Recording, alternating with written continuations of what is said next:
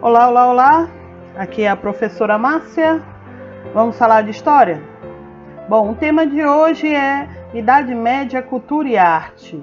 Então nós iremos conversar um pouco, conhecer um pouco algumas informações da base da cultura medieval e principalmente você vai notar a influência da Idade Média na nossa idade contemporânea, ok? Vamos lá? Bom, como você já está sabendo, a Idade Média, principalmente a Alta Idade Média, a cultura era dominada pela religiosidade. Eles desenvolviam o teocentrismo, ou seja, Deus como centro de tudo. A maioria, por exemplo, dos escritores, eles eram homens e homens da igreja, que eu já tinha comentado com vocês, que a Igreja Católica ela era a detentora do conhecimento, principalmente porque a maioria da população medieval eles não sabiam ler. Então aquele grupo que dominava os conhecimentos, que sabiam ler, eram justamente membros da Igreja Católica. Bom, a igreja ela era um lugar extremamente utilizado, principalmente para propagar as regras, os dogmas colocados pela Igreja Católica. Nos cultos, e aí o interessante, nos cultos, no caso as missas, a Igreja Católica, por exemplo, era utilizada para fazer cultos ou missas, para resoluções de conflitos, né? Proclamações e avisos, era utilizado também como reunião e era utilizado também como diversão, né? Como, por exemplo, apresentações de trovadores, de jograis, né? De recitais, de poesias, de música. Bom, a Igreja Católica, ela detinha o controle da vida cotidiana da sociedade medieval. Para você ter uma ideia, a igreja marca o ritmo, o horário de trabalho, por exemplo, das pessoas. Os sinos marcavam o início e o fim do trabalho. As festas religiosas marcavam os dias de descanso, por exemplo. As horas de oração era marcada por ela. As cerimônias religiosas marcavam toda a vida do homem medieval, principalmente os batismos, a crisma, as penitências, a comunhão, o casamento, né? A extrema unção. Ou seja, a Igreja Católica ela participava de toda a vida do medieval. Mas isso tudo começa a mudar lá por volta do século XIII, quando começam a surgir universidades. Bom, a universidade, no caso, a universidade do século XIII, né, era grande fonte de renda para as cidades, pois quando existia ou surgia professores de renome, alunos de várias regiões da Europa iam para aquela universidade. E assim a igreja e é lógico, o comércio, o entorno dessas universidades crescia. A língua que era falada na igreja e nas universidades era o latim, e as principais ciências estudadas dentro das universidades naquele período era a filosofia, a teologia, o direito canônico e romano e a medicina. Bom, existia dois tipos de estilos artísticos. Um era chamado de gótico e o outro era chamado de românico. Então eu vou falar de cada um deles. Vamos começar sobre os góticos, né? O movimento gótico. O estilo artístico gótico, ele surgiu na Europa entre os séculos 12 e 13, e que se prolonga até ao século XV, com o início das grandes navegações. Esse nome gótico, ele foi criado por Vasari, e esse nome foi criado para diminuir o valor dessa arte, desse estilo artístico, porque eles acreditavam, aquelas pessoas que por exemplo, esta catedral que vocês estão vendo, eles acreditavam que esse tipo de formação só podia ser de bárbaros, né, e vândalos.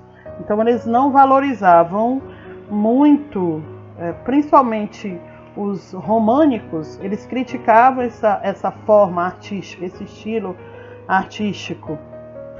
Tem alguma característica sobre a gótica, é que todas as construções góticas, elas tinham essas pontas que vocês estão observando, sempre apontando para o céu, sempre apontando.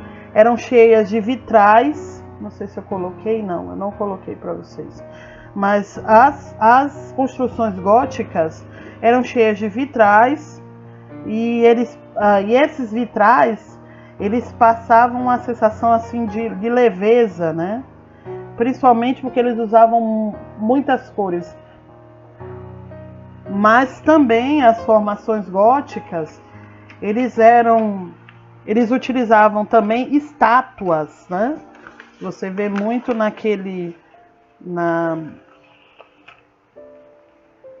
lá na Inglaterra, muitas construções lá são em estilo gótico.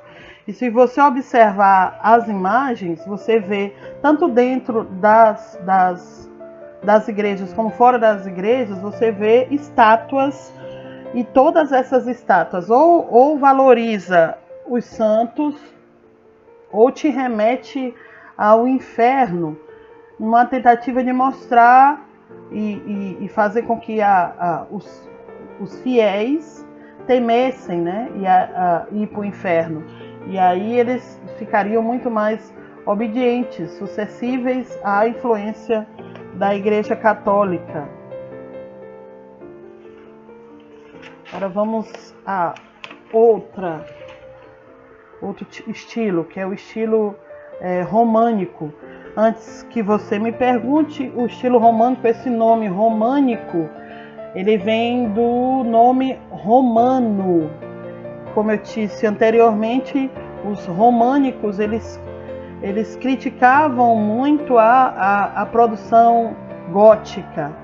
Os românicos, né, o estilo românico, a maioria das suas produções, eles vinham em planta em cruz latina, ou seja, você consegue identificar o formato de uma cruz.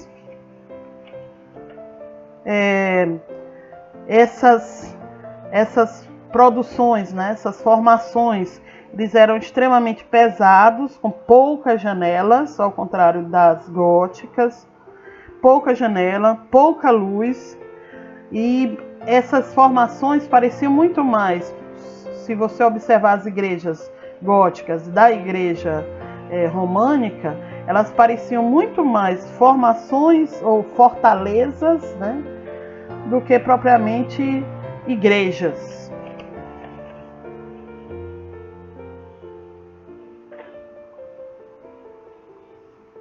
Vamos continuar falando agora sobre a cultura popular na Idade Média. Então vamos lá.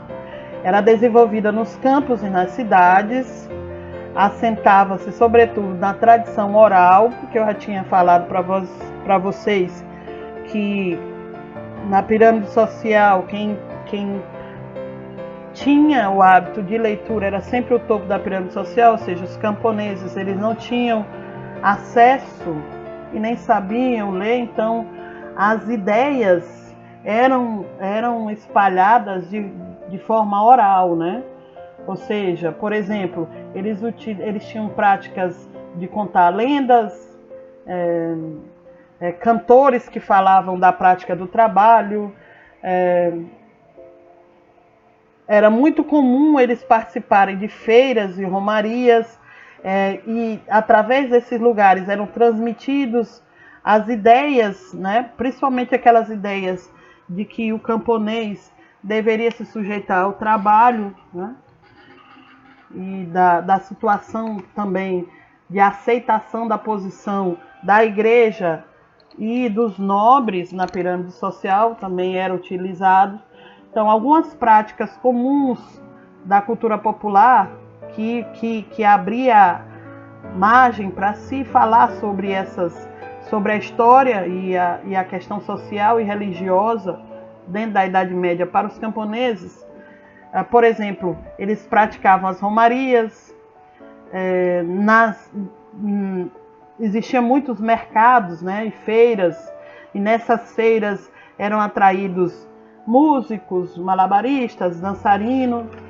E uma outra também prática muito comum entre os camponeses eram os bailes, as procissões,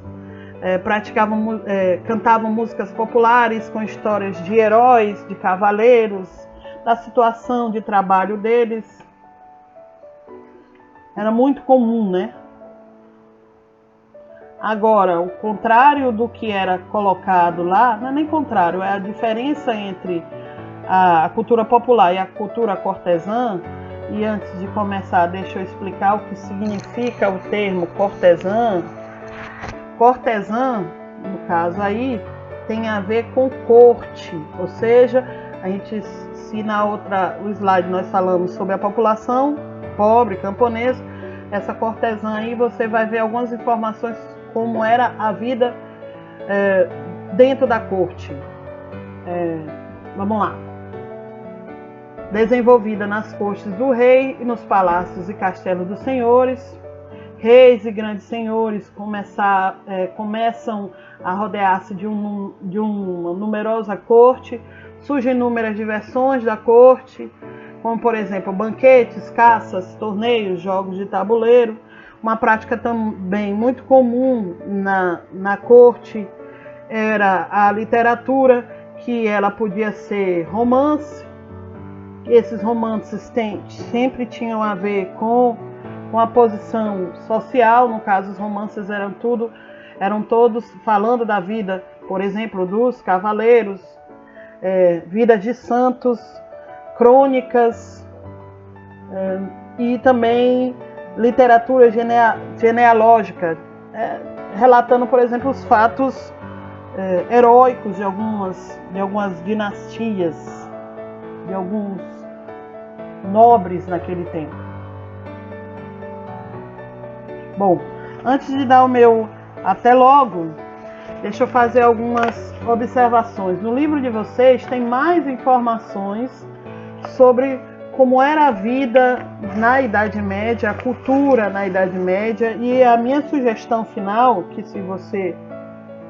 eu falei muito pouco sobre a religiosidade, que é muito importante você estudar sobre a posição da religião dentro da Idade Média e principalmente o declínio do poder da igreja na Baixa Idade Média. Então a sugestão que eu dou para vocês é fazerem uma pesquisa mais profunda sobre isso. Leia seu livro, pesquise em outros livros, sites, né? E se caso eu não tenha explicado direito para você não conseguiu entender, ou se eu me enganei em alguma das minhas colocações, então entre em contato comigo pelo WhatsApp, né, que eu estarei aqui para tirar algumas dúvidas. No mais, até a próxima. Tchau, povo!